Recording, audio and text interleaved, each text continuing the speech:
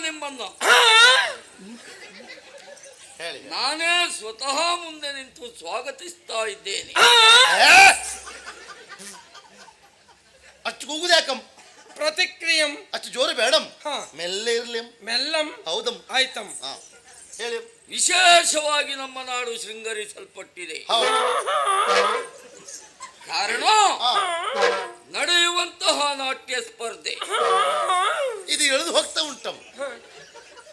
ಅಷ್ಟು ಬೇಡಂ, ಮದ್ದೆ ಇರ್ಲಿ. ಉಂಟಂ. ಹಾ. ಎಲ್ಲಂ. ಎಂತದು? ಅದೇ ಅದೇ ಜ್ಞಾನಂ, ಅದು ಅಲ್ಲಂ. ಸ್ವರ ಮಧ್ಯೆ ಇರ್ಲಿ. ಮದ್ಯಂ. ಹಾಗೆ. ಮುಖ್ಯವಾಗಿ